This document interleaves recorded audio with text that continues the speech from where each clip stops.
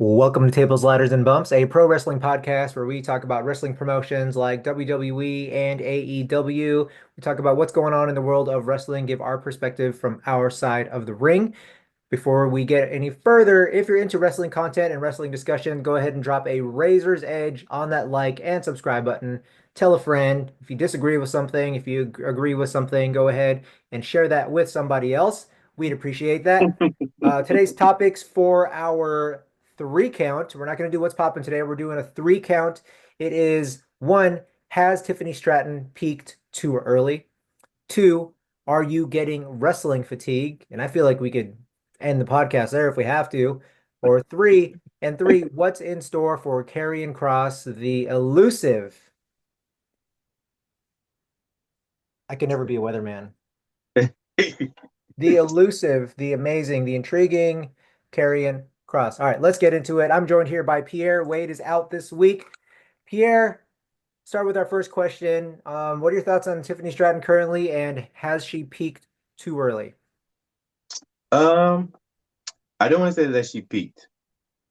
I want to say that they kind of fumbled her because They fumbled her.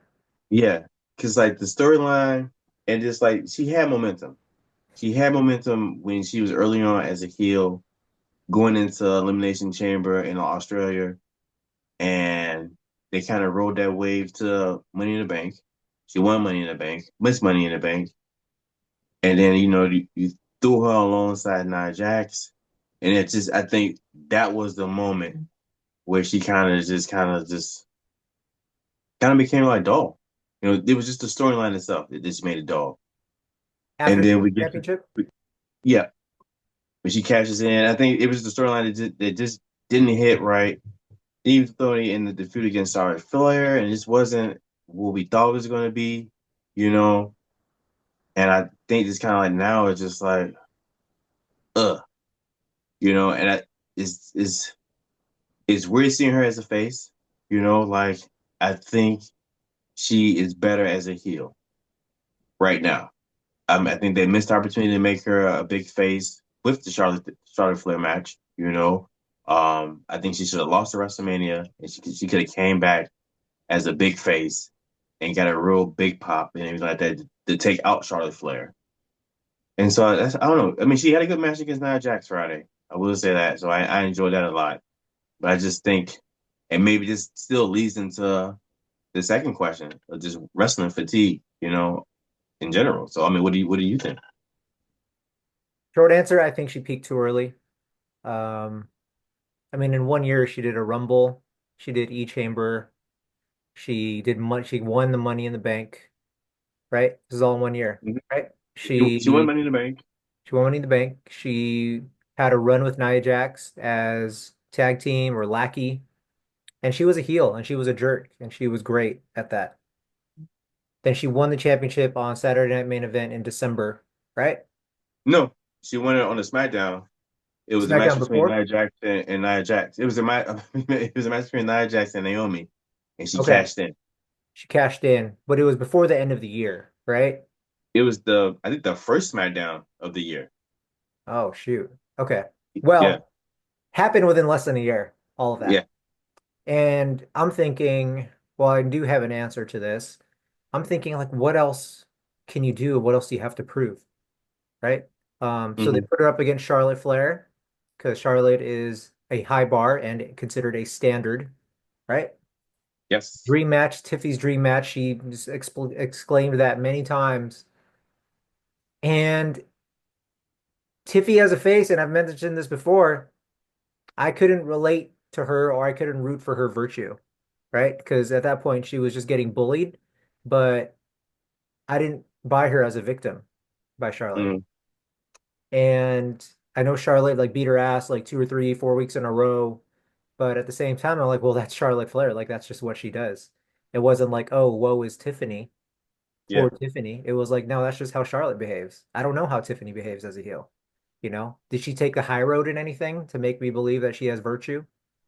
Um, I don't know. I don't remember any of that, and I didn't resonate. She didn't resonate with me as a heel. Loved her. I mean, as a face. Sorry. If I said heel in the past, I meant face. So as a face, Tiffany to me was just not believable and still currently is not. What can change that? As a face, Yeah. sticking up for somebody, saving somebody. Um, I don't know. I wouldn't be able to describe a situation, but like taking the high road on something and not just being less of an ass than the heel that she's going up against.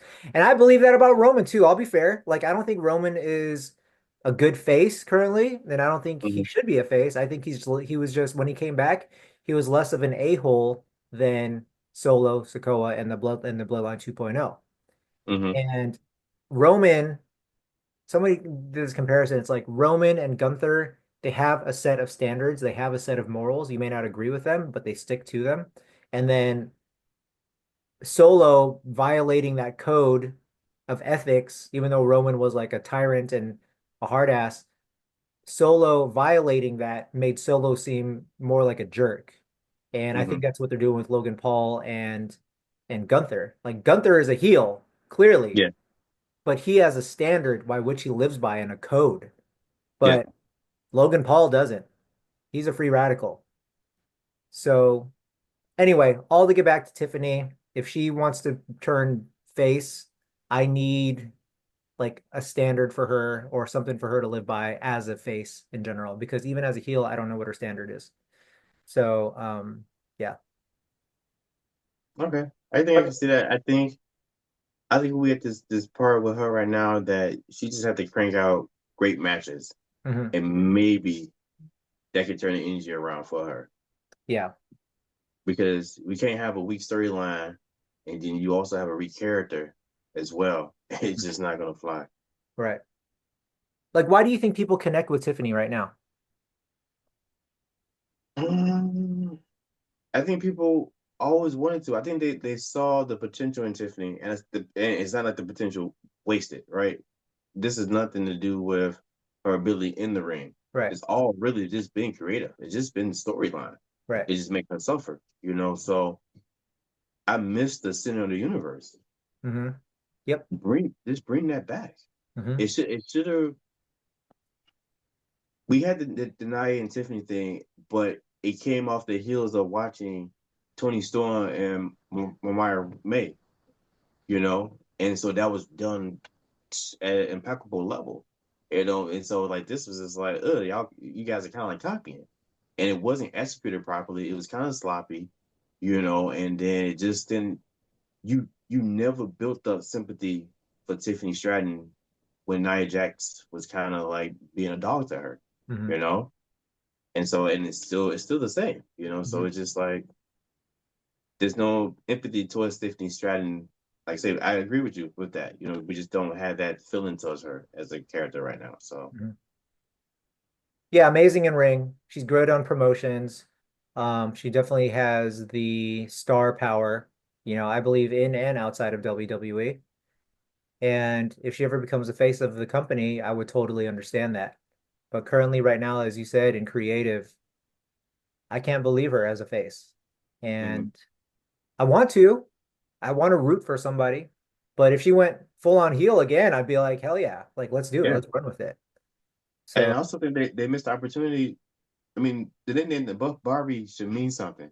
mhm, They had the Money in the Bank briefcase and it was pink. Thomas bought one, you know, but I feel like they missed the whole rollout, which is mhm. all Tiffany Stratton like this stuff, merch. You could have Yeah. did so much pink stuff for girls and stuff like that. I think that kind of also might have hurt too. Like this might be a topic for a different day, but there's superstars that don't have merch for some reason that should have merch that would probably help them out a lot. You know, I just don't understand that. But I think Tiffany Stratton is one of those people too. Hmm. Real quick, who should have merch? Seth Rollins. He could have better merch. For, for as elaborate his attire is, his regular come to the ring attire and his in-ring gear, to not capitalize off of that is weird to me. Well, we can get 87 different color John Cena shirts or Yeet shirts or uh Copenhagen nightmare shirts, all these different nightmare shirts, but we can't get good Seth Rollins shirt or even like Nia Jax. There's a lot of people that I feel like should have some better merch that just doesn't have merch for I some agree. reason. That's a good point. Seth Rollins, for as flamboyant and flashy as he is, deserves better merch. Not Yeah, that I would buy it, but I mean, even if you work with a third party like Chalkline or Silver Regime or whomever, Culture Kings, yeah. get them, They get have them. the fan following and the fan engagement in the ring and stuff like that. To not have merch to go with along with that is just weird to me. Yeah, that's true.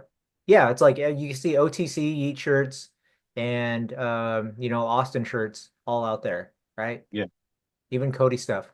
But I don't understand why you have a guy who's so on top and has been in every major picture of a main event or um a PLE.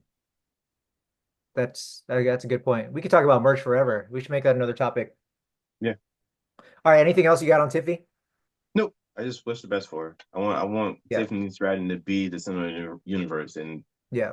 it's what she should be. Yeah. I don't want to sound like a wrestling hipster, but her run in NXT towards the end, where before she got promoted and drafted, was freaking amazing. Her Mm. programming with Lyra, her programming with Thea Hale, with Becky Lynch, highly recommend. Go watch 10 out of 10. Um, yeah, what do you guys think? Do you think Tiffany Stratton has peaked too early or not? Or are you're thinking that she's still got a good few years in her? Let us know in the comments. Go ahead and drop a prettiest moonsault ever in there. Um, Second question. Are you getting wrestling fatigue? We got to mind the time and the minutes here for this one because I feel like we could go in so many different avenues. Are you getting wrestling fatigue? Why and why not? Um, yeah, I'd just love to know if you are, what the cause of that would be, and if not, then what's keeping you going?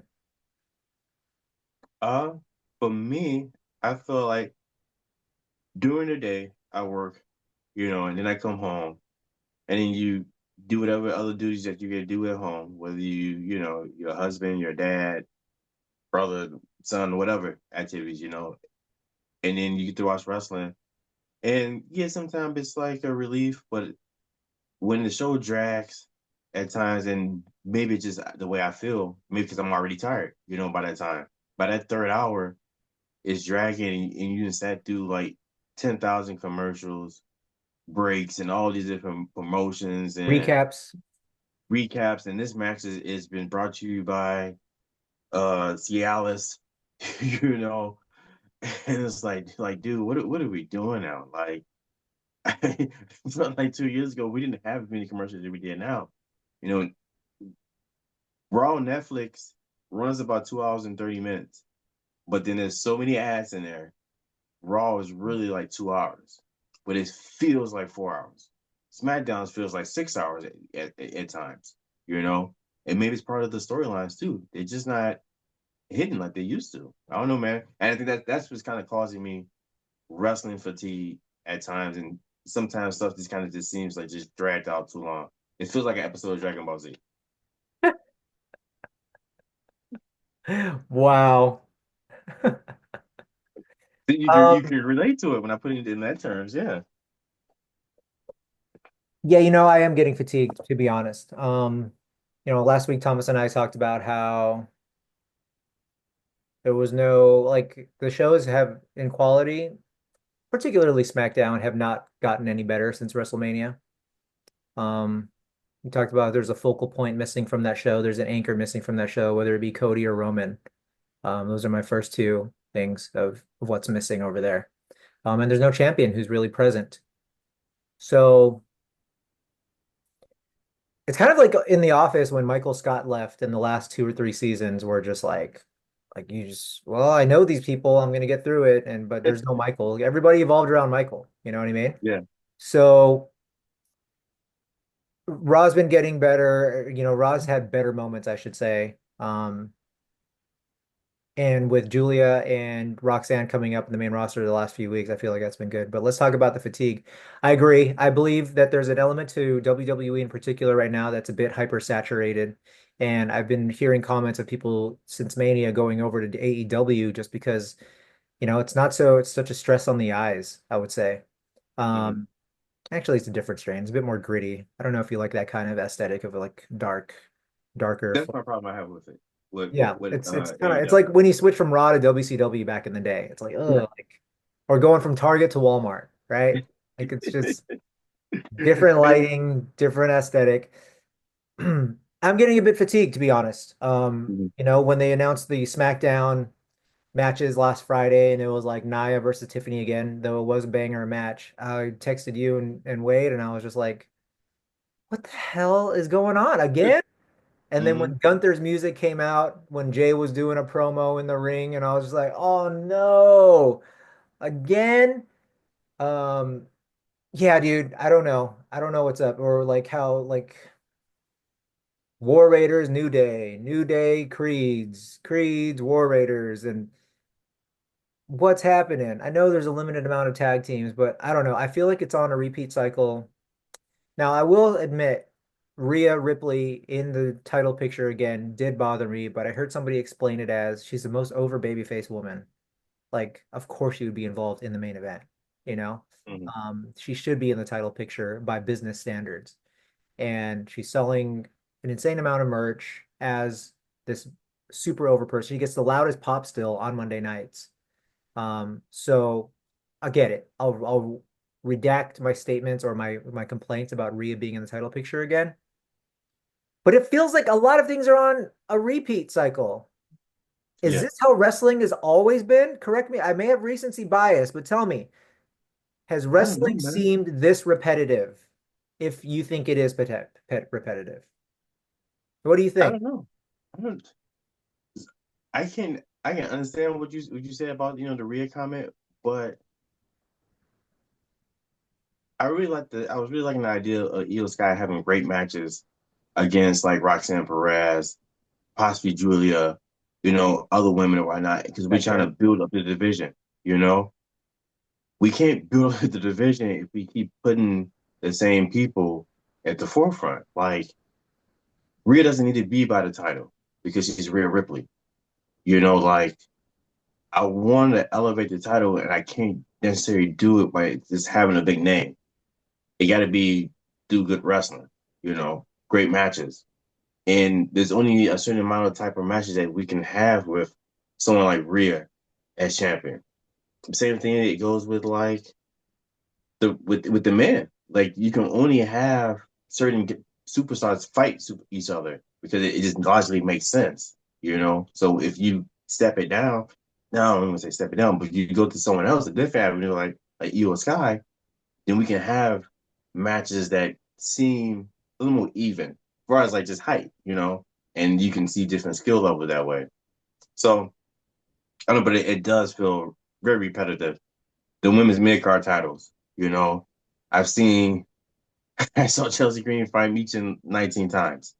Then Meechin fought Zelina Vega another like 7 times. It just doesn't, and for as much talent as it is on the roster, I thought you would switch it up even more.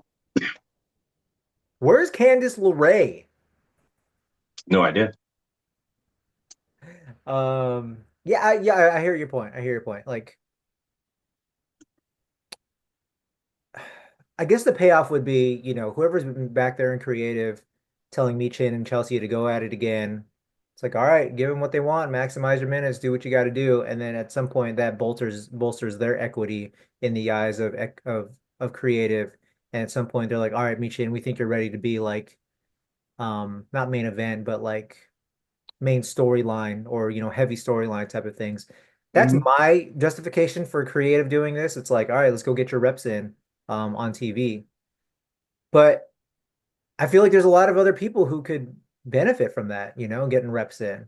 And Yeah. maybe they are doing it on main event or speed. Speed. Yeah.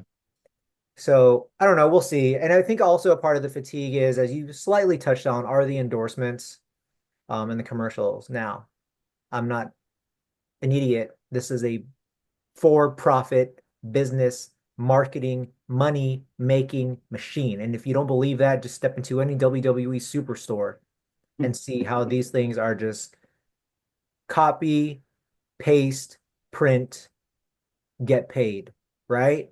Hmm. It's all the Yeet shirt colors, all the variants of Stone Cold shirts, all that stuff. This is a for-profit company now owned by a conglomerate company, just whose goal is to take sports entertainment and combat sports to a whole new level. With that, what is the payoff? And what do we lose? We get higher prices in tickets. We get higher prices in merch. We get less accessibility to the superstars, right? We Hmm. get what's another one that I'm thinking other than tickets and merch? There's another one we talked about, but that's the cost of doing these things. That's the cost of things going mainstream now. Um, Hmm. do we as wrestling fans want wrestling to be as mainstream as it currently is, which is another topic in itself? Um, my short answer is yes, but I think the cost is something that may be pushing me out a bit or discouraging me from participating in the community as much. It's taking away our fandom, Taking in a way, away our fandom. Who's it because giving it to? people who have money. People who have money. So the It, classic it, MLB, NFL, NBA, any other sports. Hey, I guess WWE's made it then, if this is where we're at. yeah, They're definitely it, hitting in the mainstream.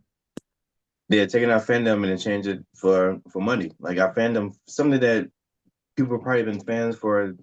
It's like a tradition, It's probably been passed down generation to generation, just liking wrestling, pro wrestling, and stuff like that. And now to not be able to take your family because it costs way too much just to for buy 4 tickets, Thousands. So that's what's messed up. Like to only be able to just probably just watch it on TV now, where Yeah. you see people in the first 2 rows who are not really fans, just got a bunch of money and it is there because it's the it thing to do because it's mainstream. Mm. Let's go to WWE. We don't know who's wrestling. We don't know what's going on. We don't know what to cheer for. We don't know these chants. We're just here. This is an event. So that's what's kind of what's really happening. Yeah. And I want to try to end this on a lighter note, but like we still love wrestling, right? We Hmm. still love to see it and hear about it but the feeling is like, is this becoming a bit too much mainstream or hypersaturated with marketing and pricing, you know? So, but we still do love wrestling Yeah. and keep up with it and everything like that too.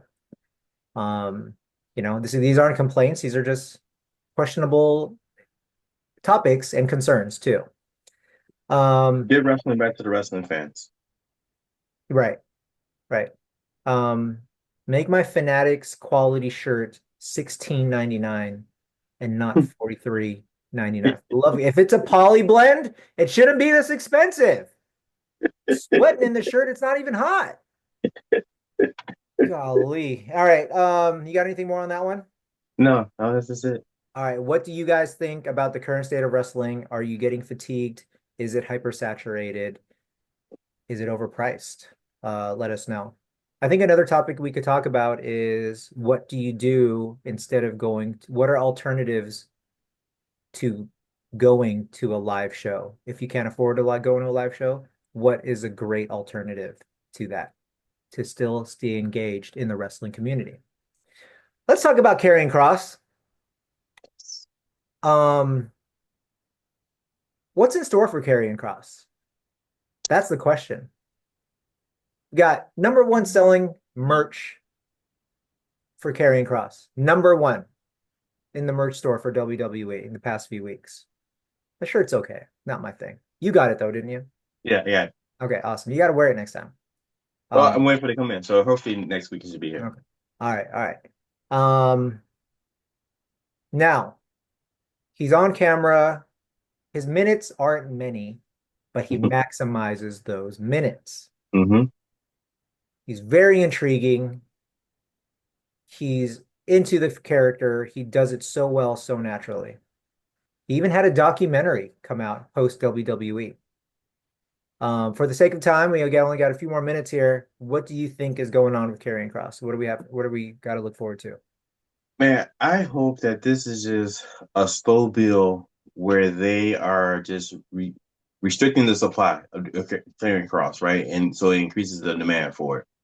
And so, like, when it does happen, it's just going to be such a major, like, just pop that we haven't seen or experienced in a long time from someone, like, but I hope that that's what the plan is. I hope that the WWE creative is listening. Like, a guy has the number one selling T-shirt and he doesn't even wrestle on Monday Night Raw. It's crazy, like the clipping going around him being at main event and the crowd going crazy. And it's like, yo, how is this dude not on Monday Night Raw more often? There's so much stuff that's just a waste of time. You know what it is? Because too many commercials. That's what it is. If we got less commercial, we have more carrying cross. So there's too many commercials, so we can't get enough carrying cross. And the times that we do get him, if it's backstage, I might catch that. But if it's like that little interview part with Kathy Kelly, I don't get to see that. That's only like overseas. We get commercials during that time period, you know, and we miss out on that. Like, give us what we want. We want Karrion Kross. We Give want me him what now. I want, Hunter. Give me what I want. Anyway, Batista. What do you think? I hope you're right. I hope the payoff is, I hope they're restricting supply to increase demand. Simple economics, people. Econ 101 right there. Um, if you give us tidbits of it, we'll want a little bit more and more. I just hope that the payoff, if there is one, is totally worth it and they don't screw the pooch. That's my hope. I want the best for this guy. He's out there hustling. We saw him on Bloodsport WrestleMania Hmm. weekend in Las Vegas. We saw him up close in person. My gosh, Yeah, what it's huge, man.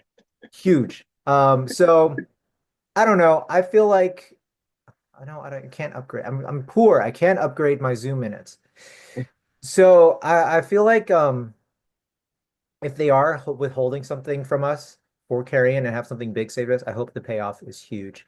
If he's like involved with like Seth Rollins or if he Money in the works with Bank. like a huge major star or if he wins Money in the Bank. Hmm.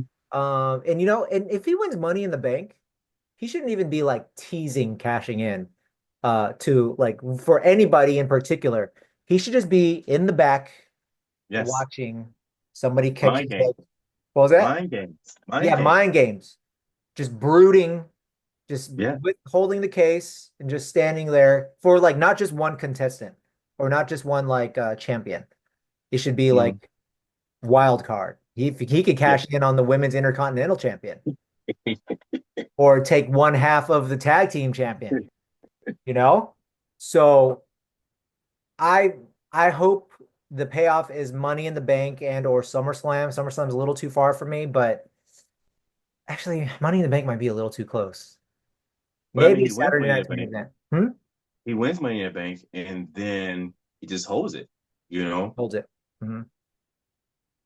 And we Yeah. just we create more fandom and Yeah. build more for him that way. Yeah. And then the payoff is maybe Yeah. SummerSlam or some major PLE. I don't know. Yeah. Survivor Series or something.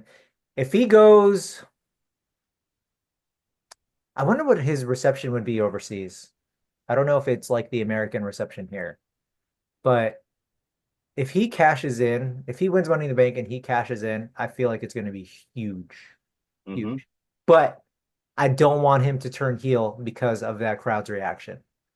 I mean, I don't want him to turn face Yeah, because of that crowd's reaction. I want him to stay heel. So that's another topic.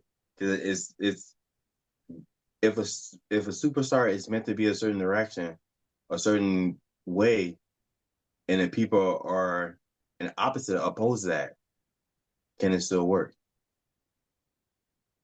that's a good question. I also Yeah. have a list of people of who we should say if they should be heel or babyface. Okay. So, Okay. yeah, Next week. next week. Next week. All right. Hopefully, we'll have Wade back with us. That is our show. What do you guys think? Before we sign off, what do you guys think about Karrion Kross's role right now? What would you book him for or as? And would you think that Money in the Bank is definitely a good time for him to start his come up in the ring and more in the mainstream picture? Let us know in the comments. And we will see you guys. Can you do the EO emote? Oh, I was in a Puppet Master thing, but Oh, yeah. Your hair makes it look so much better too. All right, guys, that's our show for the day. I'm Marlon, joined again here by Pierre. Hopefully, we get Wade back on next week, and we will see you on the next one. Oh yeah. Oh. I saw that. I saw that down there. Oh. All right. We'll see you guys in the next one.